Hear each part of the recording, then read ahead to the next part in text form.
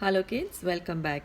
Today our story is called The Swan and the Crow. Once there was an island. On an island lived three best friends, small children. There was a crow also living on that island. They loved the crow. They would really take care of the crow. They would give it good food and this to always praise the crow that you are such a nice bird. You flap your wings so nicely. You fly so beautifully in the sky. We really, really love you. Now hearing all this, the crow over there at that time had no other competition. So he started feeling very happy and he started feeling a bit proud about himself. Now, after a few days, a group of swans came flying towards that island. First, when he saw the group of swans, he didn't like it at all. He's saying, "Oh, why are they coming to my island? This is my island with my three good friends. Now they will come, now they will try and take my place." Now, when they landed over there at that time, the crow started talking to them very rudely and saying, "Why have you come here? Go away from here. I am the best bird in the sky." So the swans, they were very mild, they were very calm. They said, "Yes, you are also a good bird and we are also good birds. We have our own qualities, you have your own qualities." But the crow said, "No, no, you don't know how I can fly." And like that, without any kind of challenge, what did he start doing? He started flying in the sky and showing all the different ways that he could fly. He could fly the acrobatic way, he could fly even backwards, he could zoom like right down 90 degrees. Now seeing that, the swans, who were not even trying any competition, they started feeling bad. Why is he insulting us? And then the head swan said that, "See, we are also considered to be beautiful birds. We are completely white and we are considered to be one of the best flyers amongst the bird family."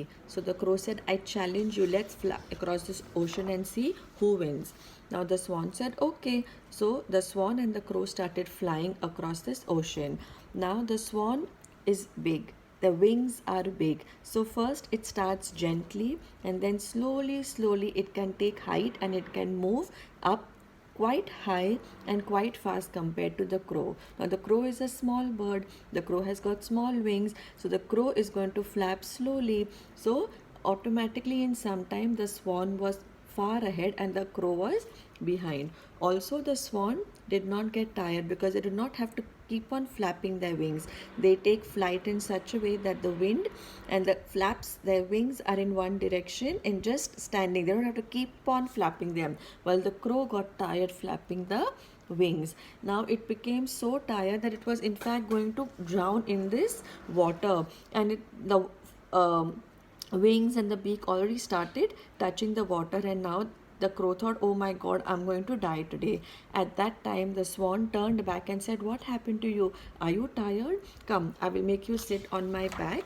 And the swan made the crow sit on the back and brought him back to shore. And at that time, the crow realized his mistake and said, "Yes, you are right. Very good that you helped me remove my pride. I understand that everybody has their own qualities. I am not the only one who is best. You are equally good and, in fact, better than me." So, what is the moral of this story? The moral is that even we feel that, right? As human beings, supposing I am the only child. After me, my sister was born. So when she was born and my mother is taking care of her, my family is taking care of her because she's very small and she's crying and I'm a little big, what I start feeling? I start feeling, "Oh, now they don't love me. Now I need to do something better to show my parents that I am also very good at this. I can also do this." Who brings this competition in the mind? It is us. Do our parents stop loving us less? No, they never love us less.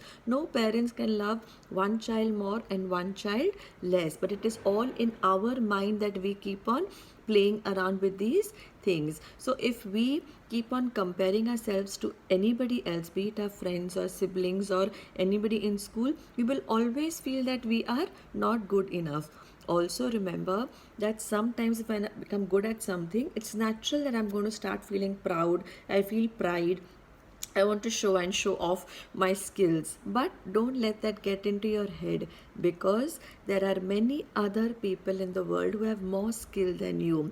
They don't like to show off. They don't show off. But then when they will insult you and when they will put you down, you will not like it. So use your skills to better yourself. Learn from people who are better than you, but never be proud and never ever show off. Okay? I hope you like it. Bye.